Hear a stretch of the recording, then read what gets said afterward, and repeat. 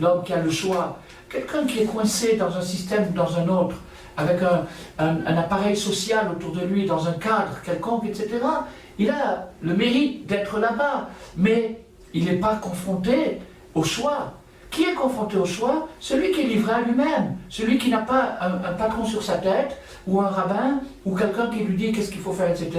Alors celui-là, il est vraiment livré à lui-même. C'est lui, c'est de lui que dépend tout. C'est lui qui va tout réparer. Bien sûr, c'est pas facile, mais le seul moyen d'y arriver, c'est avec les idées géniales de la yeshiva virtuelle. Alors, maintenant, pour terminer, Rabbi Nathan nous dit, plus le degré de la personne, là où elle se trouve, sera inférieur, plus son acte a de valeur. C'est inversement proportionnel. Inversement proportionnel. C'est-à-dire, plus je suis bas, plus mon action positive a de la valeur. Inversement proportionnel. En proportion de ma négativité, c'est ça, la valeur du positif que je vais pouvoir produire si seulement je donne un petit peu, j'ouvre un peu mon cœur au message qui a été dit aujourd'hui. Inversement proportionnel. Donc il n'y a personne qui est condamné, au contraire. S'il dit je suis le pire des pires, ah, tu es le pire des pires, eh bien c'est toi qui vas tous nous sauver. C'est ça le message de Rabbi Nachman.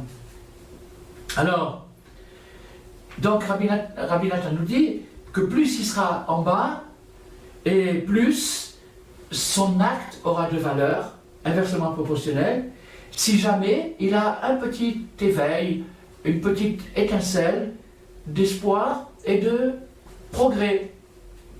Et de cette façon, le maître de la yeshiva va construire ses bâtiments, il va construire le troisième temple. Il y a eu le premier temple par rapport à Abraham, le premier temple. Le second temple par rapport à Yitzhak. Les deux ont été détruits. Parce que la vertu d'Abraham, c'est l'amour, la bonté, elle ne se maintient pas. Elle n'est pas viable. Si on veut être bon jusqu'au bout, ben, on détruit le monde. On va donner des armes gratuites à tout le monde et on va détruire le monde. Maintenant, la rigueur non plus ne se maintient pas. Si on veut appliquer la rigueur, on détruit le monde. Il faut la synthèse entre les deux, et la synthèse entre les deux, c'est quelque chose de transcendant, c'est quelque chose de surhumain, c'est quelque chose de divin. C'est par rapport à Yaakov, par rapport au patriarche, au troisième patriarche, et c'est lui qui sera le patriarche du troisième temple. Le troisième temple, c'est celui qui sera bientôt construit. En vérité, il existe déjà, mais de façon virtuelle. Il existe de façon virtuelle. Le troisième temple existe de façon virtuelle. Il existe depuis le Tisha B'Av, où le premier et le second temple ont été détruits. Le troisième temple a commencé à exister virtuellement. Et ce temple-là, il est consolidé et complété de génération en génération par tous les petits efforts que les gens font à travers le monde en se refusant une petite lâcheté ou une faiblesse ou une trahison, etc., etc. Donc chaque fois qu'il se retient, il amène au maître de la yeshiva un élément, une brique, une pierre, pour qu'il construise son bâtiment.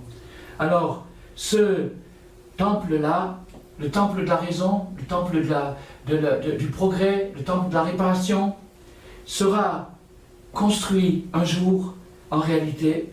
De virtuel, il deviendra réel, et quand il deviendra réel, il tiendra pour toute éternité.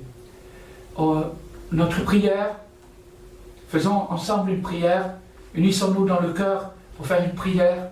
Notre prière, c'est que nous puissions apporter notre contribution à la construction de ce temple virtuel pour qu'il devienne réel.